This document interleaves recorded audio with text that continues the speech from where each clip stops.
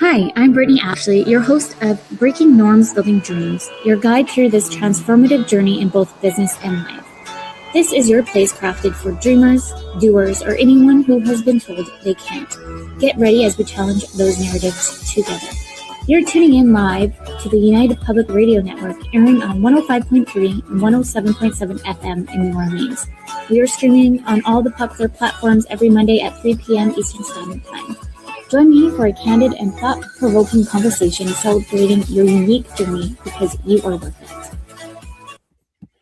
Hello, everyone. Happy Monday. It's been some time since I've been live here. It's been a whirlwind on our end with endless sicknesses, it feels like, as Amber probably can relate to. But I'm super excited to have Amber on the show. With those just tuning in, welcome to Breaking Norms, Building Dreams. I'm your host, Brittney Ashley, and we are broadcasting live on the United Public Radio Network and UFO Paranormal Radio Network on 105.3 and 107.7 in New Orleans. See, it's been a little while. It's like a tongue twister now. Get ready to escape the next hour as we break norms and build dreams with Amber today. Welcome, Amber. Hi, Brittney. Thanks so much for having me. Yeah, sorry for all the technicalness and the bumpiness, and I'm like still pressing all the buttons to make sure that everyone can hear me. Yeah, I totally get that. Well, just do a quick little bio on who you are, and anyone who's listening today, please leave your comments, questions for Amber and myself in the chat. We'll make sure that we monitor it today. But a little short bio on Amber. Amber is a conversational strategist who helps creative entrepreneurs grow their businesses through meaningful, intentional conversations. A formal virtual assistant turned fully booked lead generation strategist, she believes success comes from saying the right things to the right people, not being the loudest voice in the room, which we'll dig in today. She helps entrepreneurs turn every conversations into opportunities for sales, visibility, and leadership with calm, clarity, and connection. I'm so excited for you to be here. Yeah, I'm so excited to be here. Yeah. And also, we just had, I guess it's been a few weeks. I don't even know. I can't believe that we're almost in April, to be honest. My brain can't catch up. Yeah, I agree. This beginning of 2026 has been crazy and slow. The slow, steady craziness. It's been like a wild ride. For any parents out there, I see you, I hear you. I know it's been a rough 2026 for a lot of parents out there with a lot of sick kids. I know this year has been a bumpier ride for most, one of us as well. So I feel you. Yeah. Well, we're here today. We've chatted so much on, I came on Amber's podcast. Has it been 3 weeks? Well, we pre-recorded and then you launched it. Yeah, it's been a little while since it's been out. So, yeah. Yeah. So come take a listen to our Amber's podcast. Mm-hmm. I went live. We chatted. It was pre-recorded, but it's now released. And the Introverts Unmuted. And we talked about how we as introverted individuals kind of build connection. And some of you probably wouldn't know, but I am an introvert, extrovert, really. It takes me a lot to kind of really be in the forefront. And then I have to really wind down. But it also could be the combination of ADHD, hyper focus, and then the wind down, the whole combination of it too. Yeah, it was such a good conversation about just exploring different introvert types and how we can really function and bring ourselves out and then go back to ourselves. Yes. Well, maybe we can dig in first. I know I did a short little bio on yourself, but maybe you can tell the listeners on who Amber is and how you started your journey. Yeah, so I am a mom of 2 and we live in Alberta. And I started my journey actually as a virtual assistant when I was pregnant with my second. We had just moved into a new house. I found out I was pregnant. So finding a job was then becoming very difficult. And so I dove into the online space as a virtual assistant. And then obviously went into social media management because I loved social media, as we all did when it was the good days back then. This is many years ago when it was like just it felt better. Okay, we can all agree. And so I was doing that, but then I really decided to niche down and focus on lead generation and engagement when I realized that connecting people is really where I thrived and where I love to be, is having conversations and how to move people through that flow.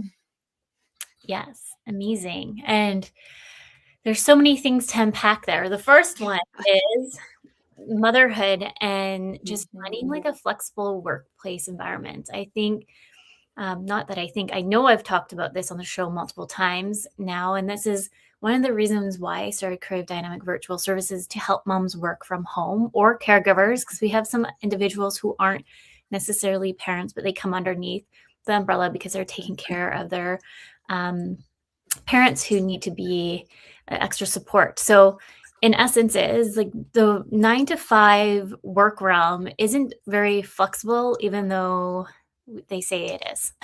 It's like my biggest pet peeve. Yeah, exactly. I know, especially when school starts at 9 and it ends at 3:15 and there's after school sports and there's this and that. And you're like, how am I supposed to function? And then childcare on top of that, for littles.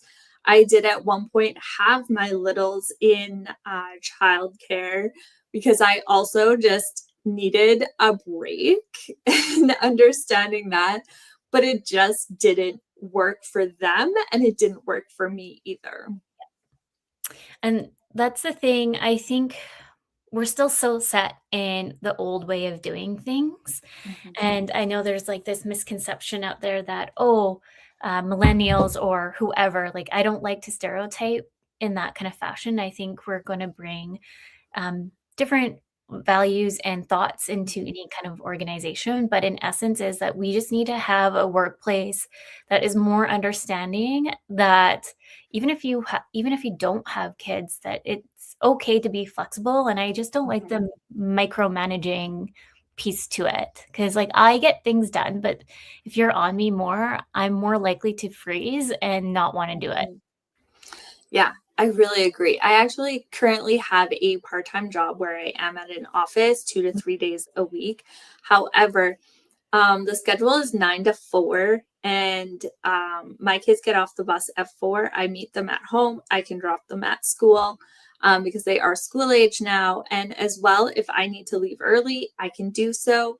I have a lunch break that I can take off if I need to switch things around or move my days.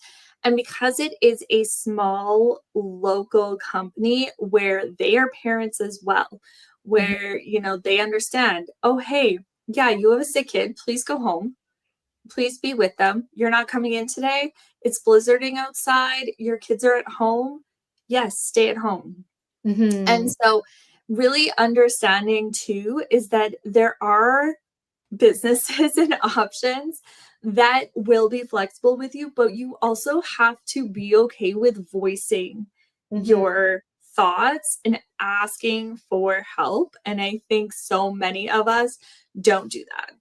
Yeah. We don't ask for help when we really need it. Yes. I think it's like a combo effect, right? I think it looks at to the employer of how opening and how they are about the conversation. I know I've been at certain places that felt like it was opening of the conversation, that it can be flexible, but then the longer I was there, like they kept switching the hours on me, which it just didn't work out. And then there's people that will definitely work with you and have that understanding. Like I have that like all in like the outlines. Actually, I started putting it in my signature recently for boundaries because I am a people pleaser. And I started to feel like, okay, I can't get to these emails right away. And I was feeling like I couldn't keep up. I don't know about this year. I just think about it this year more than ever, that I feel like someone's hitting like the fast forward button and I can't keep up. I don't know if you feel like that. I feel like someone's like playing a joke on us right now, like fast forward really fast and then slow motion in certain parts. Yeah, it's definitely time is felt so different. And I think going back to setting those boundaries and being people Mm, pleasers, I think so many of us are people pleasers and mm. we have to set in our boundaries and really once again ask for what we want and what we need so that we can, retreat to ourselves or, do what we need to do without, I don't want to say offending people because we can offend people, but maybe it's not our problem that we do. Yeah. Yes. Well, going back to when you started your virtual assisting, Mhm, did you find that it was really difficult for boundaries? Because I find like in that, like when you're in like the 9 to 5, like it's kind of like, mhm, yes, we talk about boundaries and all that, but as an entrepreneur, I found that it was really difficult for those to understand. Like we had multiple different clients, like the client wasn't just them per se. mhm. And so I struggled a lot when I first started, like the boundary setting. Yeah, it really is. And I think also just saying yes to all these things that I wasn't even sure I could do. But Yeah. yet I still managed to figure out how to do them. Yeah, I can rewrite your website. I've never done it before, but I could do Mhm. that. Yeah, I could code that. I've never done that before, but it was, you know, just continuing this yes and breaking those boundaries and going, you know, yeah, I'll work at this time or yeah, Mhm. let's jump on a call here when it wasn't really suitable when I had a baby and a toddler. Yeah. That was, people are like, how did you do it? And I'm like, truthfully, I don't think I remember because it was all such a blur of sleepless nights and client work and this and that. And it's really hard to remember even how I went through that all. Yeah. People today is like, oh, you're killing it. And like, am I? Yeah. Like, that's- I'm just barely keeping my head above water. And like, I have, because this is me, but I like volunteer on the board and I do like other things than just run Creative Dynamics and a team Mhm. and have two littles. But I like it fills my cup. A lot of people are like, well, why do you volunteer still if you're doing all these other things? But it's like for me to fill my cup, like I love the radio show because I get to meet you or different individuals out there and we dig deeper on the conversations and we peel back more onions, but then we get to learn more about like struggle day lives that a lot of people don't want to sometimes talk about, and I just that fills my cup too. Mhm. Yeah, and I think it's so important that even when we are so busy, is that we say yes to the things that fill us up. Hmm. And maybe that boundary looks like, hey, I'm not going to do that. I'm going to do something else instead. Yeah. And understanding that maybe they don't understand it, but that's okay because you understand it and you know what's going to work for you and your family. Yes, agree. Maybe you can tell us a bit more about how you decide to make this switch into doing lead gen. Yeah. So I was doing social media management, doing content creation, and all of that, and really was not loving content. Yeah. And so what I did like doing is engaging with other people and commenting and having these conversations and realizing that that is exactly what I can do. And that's just what I can do. And, when we are in the online space, it's crazy to think, oh, hey, I can just do this one thing. Mm-hmm. And so that's what I decided to do is I'm just going to do engagement, lead generation. I'm going to help people find their community, build up their space that has amazing people, whether that is for collaborations or sales, whatever it is, it makes such a difference. Yeah, maybe you can take it back of like define lead gen for those who maybe not know. Yes. I'm trying as a marketer, like remind myself that people might not know what we're talking about. So lead generation is really the act of finding someone to sell to. Really, that is the marketing term. I like to think of it as bringing people into your community to like expand your space. Yeah. So whether that's, you may not work with that person. And I always say you don't just want your ideal client, your, person you want to work with. You Mhm. want other people in your space too that can collaborate and work beside you. Absolutely.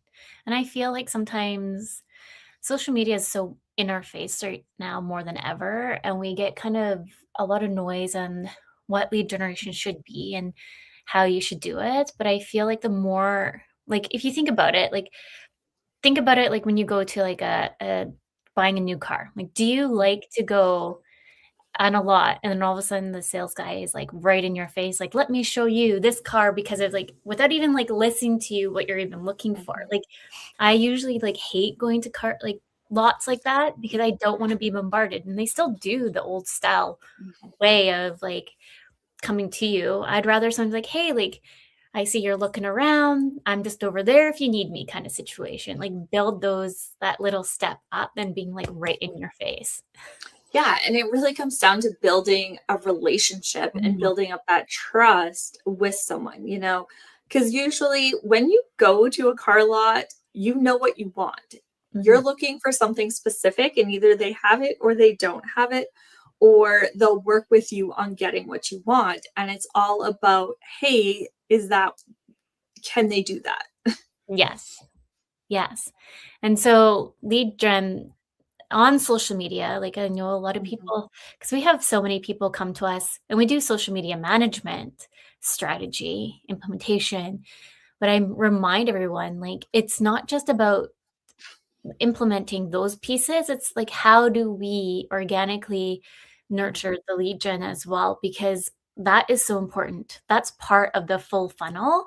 But everyone's usually like, oh, we need to post like X amount of content here. We need to do X, Y, and Z. I'm like, well, no, like, you should try, like, if you see somebody new that likes your post, you should reach out to them and just mhm, see what's on their feed and see if there's like that general connection. So I just went to like a woman expo, um, so last weekend, at the weekend before, um, and I collected a whole bunch of different cards, and sometimes I didn't get like a chance to fully connect with everybody. mhm, So I just kind of went through all my cards, added them all to Instagram, and made sure I made some little note of like the Victoria Expo, like, didn't get a chance to meet you, or I got to meet you, looking to connect here and build more of a connection and learn more about what you do. So it's like those little pieces and just being like, add to Instagram and be like, do you like, I hate those ones where it's like you add them to your account and then instant mhm. sell. Yeah. I'm like, I don't want your freebie because I don't know who you are. Like, I just can't. And so it is about sending messages and having that conversation. And Mhm. that's where conversations are becoming so important, because I have noticed, especially in the last little while, is more people are apt to answer a DM over make a post. Mhm.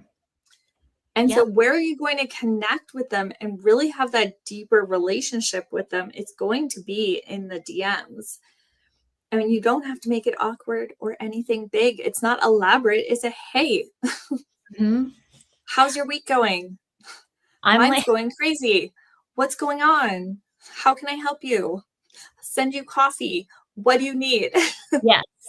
And there's different social media out there, as everyone knows. So there's Instagram, Mhm, Facebook, LinkedIn. I would say like Facebook, I'm like, I get a lot of people wanting to add me, and I don't really go on the crazy route of like adding all the people. mhm, Instagram, it depends on like, see the connections. I'm like, oh, this could be a good collab. I just want to like follow more, and so I add them. But sometimes I don't like send them a message right away because I like to watch their feed a bit. mhm. Like, I like to say like Big Brother, but on LinkedIn it's funny because I just add everybody, and then I wait for them to respond to me if they want to. It's like totally three different strategies. Well, and it really has to be three different strategies in Mhm. order to create that, because, LinkedIn, you could send more of like a salesy message or more of a, hey, it's great to connect with you here, whatever, more professional type of message, even on LinkedIn. And sometimes on Instagram, I don't send a message right away. Maybe I'm watching their stories and I respond to one of their stories instead. Yes. Yeah, stories are good too. I like to Mhm. watch stories, and then I find those are the ones I usually do send any kind of messages to. Then Yeah. just like adding somebody on Instagram, I don't really then, yeah, it's mostly the stories I like to watch. Yeah, and I think it's such a great lead gen tool is to watch stories, see if see if you have a commonality between them, because that's essentially what you want to do is find common ground with Mhm. that person to have a conversation with.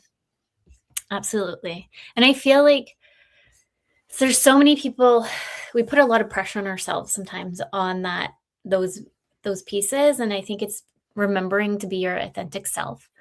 And like, how would you go and network in person? I know there's a lot of people like going to the introvert extrovert stage. So because I'm on the board, I have a lot that I need to do in person. And I'm very like kind of sometimes go to the sideline and just watch everybody because I want to, one, make sure it's safe. Two, I see where like I feel like where I can just like naturally like join the little bubble over there. Or I just wait to see a common face and I'm like beeline it to them. Yeah, and I think as an introvert, that's what we do. We observe first, we really listen Yeah. before we ask questions. And Mhm. most commonly, then when we do join a conversation, we ask open ended questions so we don't have to talk a lot and we get to listen. We've really mastered that art of going, asking a long-winded question so that we can just stand back and do what we do best, which is observe and listen, Yeah. while just importing like our important thoughts that we want to. Yes. And when you go to those kind of events, I never lead with like going on right of like what I do. I wait for them to ask me what I do. I feel like that's like I'd rather like, oh hi, like I'm so and so, like, what do you do? And then it just kind of like leads the conversation and then either yes, they'll say ask you what you do, but if they're all about like more of the sales for them, you can tell Mhm. usually right away, like they're just there more for the sale than actually building true connections. And I'm more about building true connections because those lead to really good collaborations. Yeah. Yeah, and I think it always comes down to the questions that you ask and how you answer the questions that are Mhm. asked to you. We can keep answers very short, like, how are you today? I'm good. Well, then the Yeah. conversation is over at that point. People don't want to talk to other people if there's not a flow happening. Yes. So allowing yourself to open up in that conversation when someone asks you a question, even as an introvert, because sometimes we don't always want to open up and share, but that's how the deeper conversation that we love to have happens. So, for example, I would say if someone asks, how was your weekend? And you say, oh, it was good. Well, that's kind of the end. Or you say, oh, well, I was reading this book and I just finished it and I was in so deep all weekend and I've been reading all these different types of book. What have you been reading? Anything good lately? Mhm. That changes the conversation and keeps it going. And you get to learn about them and they feel safe opening up to you. Mhm.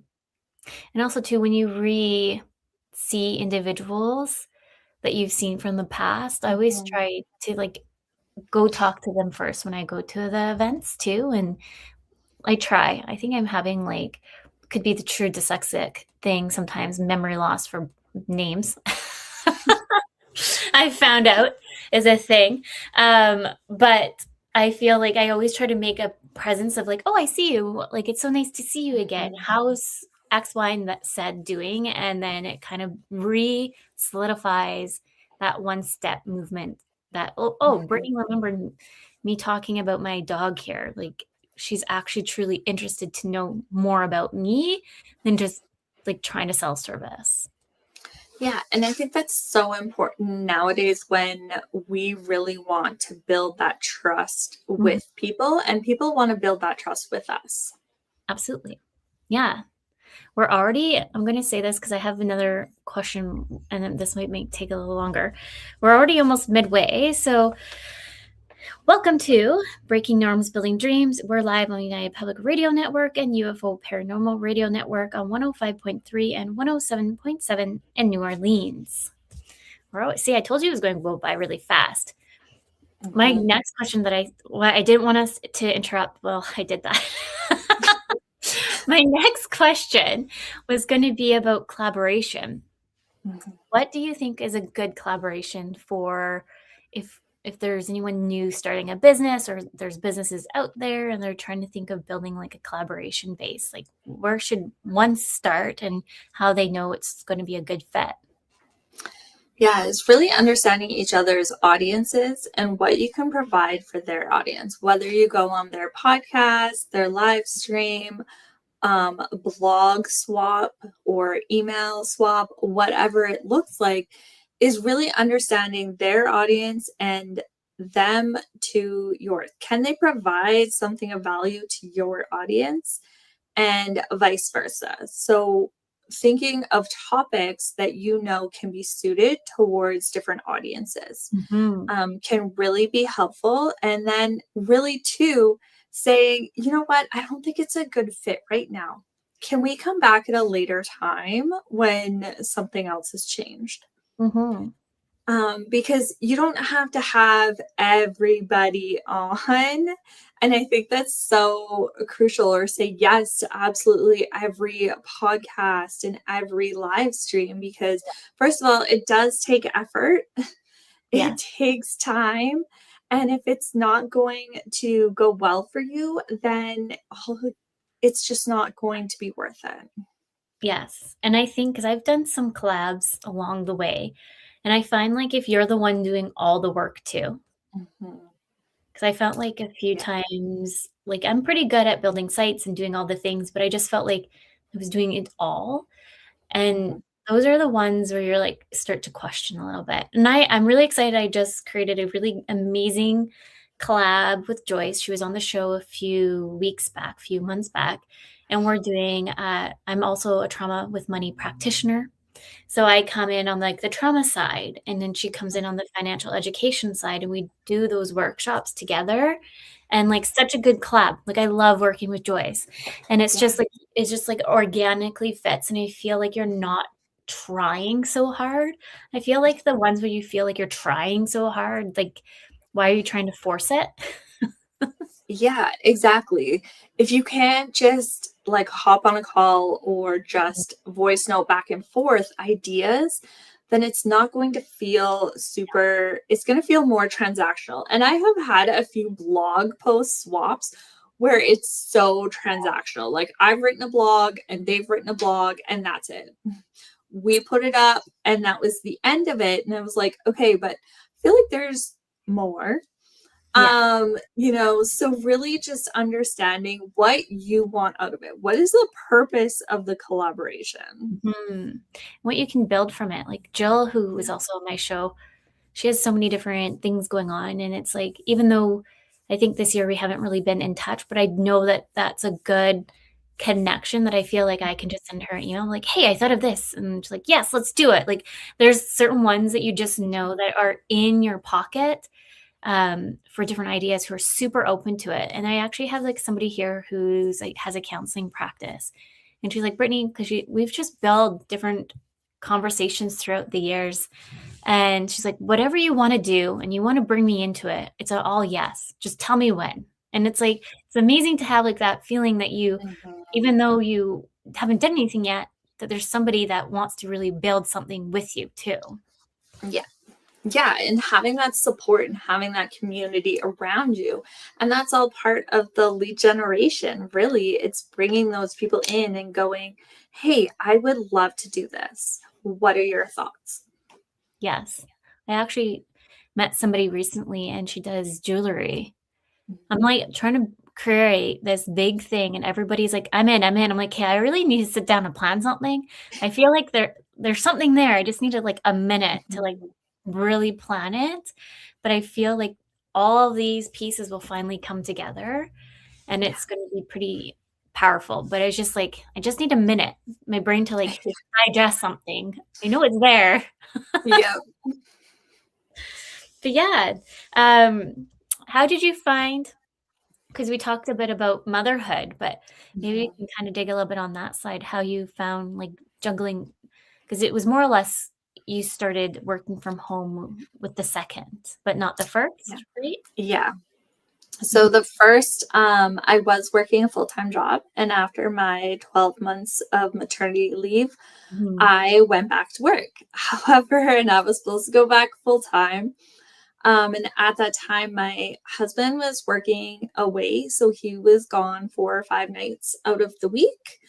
So I essentially was solo parenting a toddler. I was away from family, so I had no support.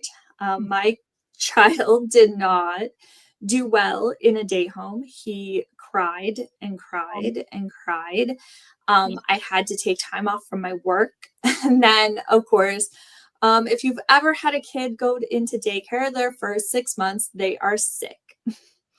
Yeah. And so I had essentially used almost all my sick days at my job. I had to get my mom at that time to come up and help me, and stay with us. And it was so hard, and then we finally like moved closer to family.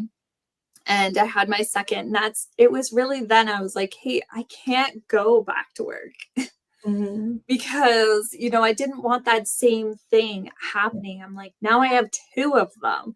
And at that time, my husband was still working away. So now I am solo parenting 2 kids. Yes. And so then when he finally came home, it was like a relief. But at the same time, I was still there with my kids. Because they, so it was really a matter of trying to figure out how I could still be an adult and a mom, something apart that I could call my own, that I could be in a world that didn't involve snacks and crying babies all the time. Yes. Which is hard sometimes because they're still calling for snacks on every time. But, then they got older and they did, go into daycare for a little bit here and there. And then when they started school, I did actually homeschool for a couple years. I remember you saying. Which was a lot. I don't know how you did it. Like my neighbor was her 3 kids, and I'm like, no, I can't do it. But you did it. I did homeschool for a couple of years, and then it really took a toll on really my mental health of being like, I love my kids so much, but I could not give to them anymore. And I couldn't give to my business, and I couldn't give to my marriage, and to this and this and this. It was like my anxiety of overwhelm was so high. Yeah. And really understanding that and saying, nope. And so that is when actually I went and got the part-time job that I was talking about. My kids went into public school, which we live in a small town. So it is, their friends are there. It's, their cousins are there, and it's a really good place. And so it's just, and then it was like I could breathe. And then I can be there, and I can have the cookies made for them again and do the things that I love to do while still helping them. And I think we, try and give so much to everyone else and forget us. Yep. And so as soon as, during homeschooling and whatnot, and I had realized, okay, I need to give to myself, and started taking what I called mommy timeouts to really ground myself again, and then continuing to do that in different capacities. Yes. I'm like, is like a true COVID baby. So all those true COVID babies out there probably were or is as sick as like my one kiddo. Like I feel like constantly sick because didn't get the same experience and exposure out in the world like others did back then. Mhm. And so like going into like daycare, I felt like was always home, no matter what. Didn't matter what we did, like always home. Yeah. So like I'm really excited for kindergarten. Not gonna lie, I'm like, I see the light. Yeah. But I'm a little sad because that's like my last baby. So I'm like, oh no. But Mhm. I feel like it's like, oh, I'll finally see more of the balance that I've been wanting to have Yeah. because I'm the one that will have like my husband works full time. So and like Mhm. that's the thing going back to the 9 to 5s, like unfortunately not a lot of them are really like you have to use your sick days. Mhm. They're sick when you're using your sick days. Yeah. Um, so like I always say, like if I had a 9 to 5, I probably would have been fired like over 600 times by now because the amount of times like either kid has been homesick Mhm. and it's like no matter what kind of vitamins or anything you give, like the world is crazy with all these different strains rolling out, like no matter what. Mhm. Um, it doesn't help that the kid will also like go and look. Yeah, he's gonna go lick that wall and it's gonna be fine. I totally Right? get that.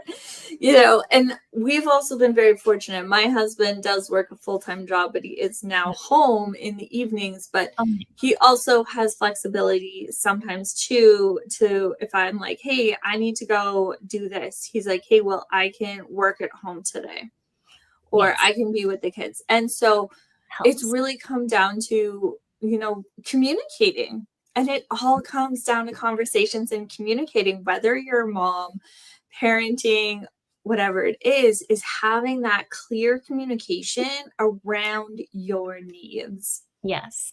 And I find like some like going to because we as society have like this image on what mom should be doing and be the super woman mom, right? Doing all the things, work a 9 to 5, work, Mhm. take care of the kids, take them to the soccer, whichever after all the other things in between. And then Mhm. where do we get fit in? Like Yeah. in the middle, if we're lucky. Yeah, exactly. And it was trying to figure out how can you put yourself first, Mhm. so that you can actually have the patience to deal with your kid melting down that his clothes are too tight today or whatnot. It's so important for us to stay regulated. Mhm. And we've had to really teach ourselves through all of this how to stay regulated. And I was not, during that time I was really not. And so my kids, yeah, did get the worst of me. They did get a lot of good from me, but then once they understood, oh, when mom is relaxed, then I can feel relaxed too. Mm. Now my kids know about meditation and tapping and deep breaths. And Mhm. when mom's taking deep breaths, we should all probably take deep breaths, So Yeah, it's really just showing them too different techniques and asking, and modeling that behavior yeah. for our kids. So funny. My son the other day, I can't remember what my daughter was doing. He's like, "You need to calm yourself." Uh, I'm oh like, boy. "I got that from the daycare because I know they do a lot of yoga and stuff." Yeah, Love it though. that's so funny. Because like I'm always like a stress ball. I'm always like on edge sometimes, but that's just like my ADHD self, like always overworking over the Mhm. overwhelmed state sometimes. And so like we were just eating dinner and him saying that, and, like we just burst out laughing. And we're like, well, it's kind of true. You need to calm down. Yeah, He's yeah. yeah, love him. He sure knows how to make us laugh. That's good. There's always one. I know my youngest now is in grade 2. Yeah. So, he's 7 and my oldest is 10. And to me, it is crazy that they have spent the majority of their life, if not all of it, watching me work from home and understand, calls and working on your phone and all of the possibilities of doing stuff. You know, they create on their own YouTube channels. They get to do things that, like, when I was a kid, was not around or thought of. And so really giving them that opportunity to do something different and have all of these resources and watch their mom be at home is really powerful too. I think we're going to see such more of a spurt of entrepreneurs. Like I always say that, like the next generations, I think, are just going to be more entrepreneurs than anything else. Then the corporate world's just going to slowly, like, they're not going to be able to find the people.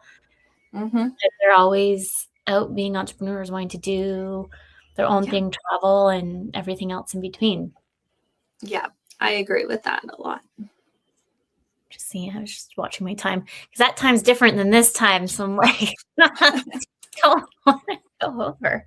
But no, thank you for sharing that. I remember you telling me that you were homeschooling because we've known each other quite some time, actually. So it's more or less like we've only started doing like little collabs like this together. So I'm super excited. But I do remember you telling me that you homeschooled. And I was like, oh, I don't know how. For me too, like, because I do have dyslexia. Like, I had somebody ask me like, oh, you should just homeschool. I was like, I can't, because I don't want to be as disservice to them, because I just know I wouldn't be a good teacher. There's still learning struggles I have myself for reading. Like my husband, on the other hand, sure, he can go do it. I volunteer him. Yeah, it's when you decide, it's such a unique like experience, and I am now very, very much involved in my kids' education. I'm probably at school talking to teachers like once a month. Because, and I think people are like, oh, you're such a mama bear. I'm like, no, I know exactly what's happening in my kid's education and what he needs and what I can do for him extra. Because yes, my oldest does have, you know, like his memory isn't very good, which is making his reading comprehension more difficult. And so, you know, and his math isn't super great. And these are all things that when we homeschooled, we worked on, you know, and so putting him in the public school, he now also gets more support than I could offer him. And that's important too, is that he's had assessments done and that he's getting other help where he needs it, but he has drastically improved this year. Which is just like so amazing to see him and his teachers go, he is a completely different kid from when he first started at the beginning of the year till now, you know, and seeing his confidence grow in that aspect too. And he's like, I'm creating a club with my friends and all of this. And that's where it's so important to go, yes, you can homeschool. And I want, like, I probably would love to homeschool again. I'm not going to lie, but in a different capacity. And I think what's important is you have the support around you. Finding a good homeschool community with a co-op is going to be important. And that's where I struggled, is finding a good community to do things with. We had a very small one. It wasn't super great in the support wise. And so I think that's where it's really crucial, if you choose to homeschool, is having that support, just like when we, you know, put our kids in public school, the support around them. I love that. And I find too, because I know you said that you're really involved with the teachers, and I think everyone can be really involved with the teachers too. Like we just had Anne on the show January, and we just talk about like early intervention and how it's really good to get kids assessed early on, the importance of it, because unfortunately sometimes in the schools, like they're telling us that we're too early, but like we're just getting my daughter through all these different assessments. And I feel like we're at the perfect point, because now she's going to get the actual support that she needs in different areas. But they kept saying like, no, everything's fine. And you just know as a mom, and like you can just see there's certain struggles. And so to advocate for them, because sometimes the kids won't know what they need to advocate for too. Yeah, I really agree with that, is that as a parent, it's our job to advocate for our children, especially with other adults, because they don't necessarily know our kids. They have lots of other kids in their care, right?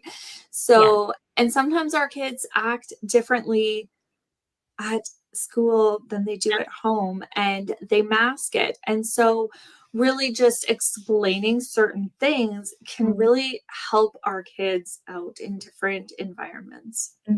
Like my one kid is like a non-talker at home. And then when she goes to school, completely quiet, like completely, like totally like pulled back, or like totally like my mini me, like that was me when I was little.